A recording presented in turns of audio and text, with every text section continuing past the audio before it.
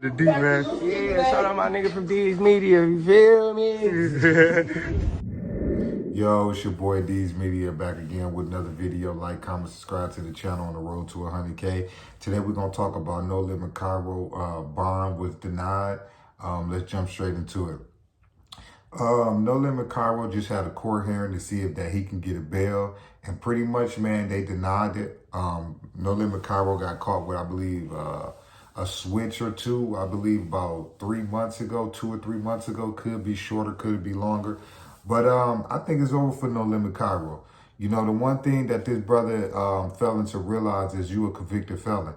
You know, by you being a convicted felon and getting caught with, it didn't even have to be a switch, but you getting caught with anything, bro, that's already 10 years just off of that. You know what I'm saying? And my personal opinion is I believe that this case more than likely is probably going to go federal. You know what I'm saying? And the sad part about this whole situation is I felt like Kyro a year or two ago, 6 months ago, I felt like, bro, when that man started dropping vlogs on his channel and he started doing all of the content created, I felt like dude really had an opportunity, man, to get himself out of the streets. You know what I'm saying? And a lot of people don't take their window or take their opportunity, man, to change their life. And sometimes, man, you only get that small window. You know, you got to read the signs on the wall, man, when you in the streets, man, when it's time to give it up and when it's time to walk away. You know what I'm saying? And I feel like a lot of the young brothers, man, losing their life and going to prison or getting bumped with straps because you in certain areas and you got to keep it on you. But that's all a mindset, or that's all a game when you into that type of world. You're never going to see a Fortune 500 company dude got to ride with straps all day and look over his shoulder. You're never going to see a CEO of a business. You're never going to see an architect. You're never going to see a doctor, a lawyer. You're never going to see anybody in that type of profession ducking and dodging, you know, having to look over their shoulders, having to ride with this or that, can't stand outside, can't go to the grocery store, can't go on a date, none of that, because you're in the streets. You know what I'm saying? And I honestly feel like, man, that if this the lifestyle that you shorties want, ain't no crying and complaining when it's time to go to prison. Ain't no crying and complaining when your homie loses his life. Ain't no crying and complaining when you about to get whooped on because you on the wrong deck in the county jail and your ops about. Ain't no crying then. Because a lot of these young brothers got a gift and a talent and they refuse to use it. I'm going to say it again. A lot of these young brothers got a gift and a talent and they refuse to use it by pure ignorance. You know what I'm saying? I never thought in a million years that people don't care about being the first black this anymore. People don't care about making out of their circumstances no more. It's like everybody respect the crash out dummy. The crash out dummy is glorified in music, is glorified on the streets. It's like the crash outs and the crash dummies is the wave now. You know what I'm saying? They didn't knock the hustlers out the way. They didn't knock all that out the way. Now it's all about who can crash out the fastest. You know what I'm saying?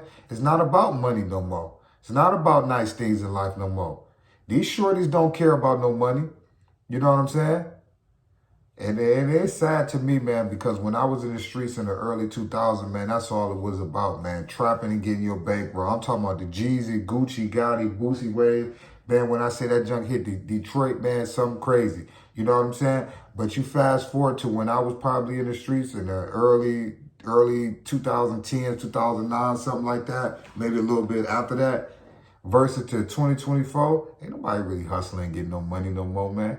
And if you is, you doing it low key, because all these dudes want to do is gang bang, rob, shoot, steal cars. Like, nobody has a motivation, nobody has a goal or a destiny to make it in life no more. You know what I'm saying? So I use No Limit Kyro as an example because I felt like he didn't have to be in this situation.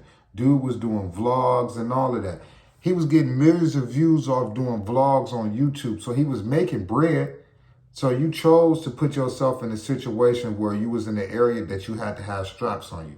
You put yourself in that situation. You didn't have to be there. You chose to be there. So at the end of the day, man, if you putting yourself in these situations, in these areas that you know ops looking for you, or you got to ride with this and that, if it go wrong, bro, you put yourself in that area because nobody made you do that. So free No Limit Kyro, man. But I think dude about to probably have to sit down for about 5 to 10 years, man. No cap. He already a convicted felon. Then he got caught with some switches.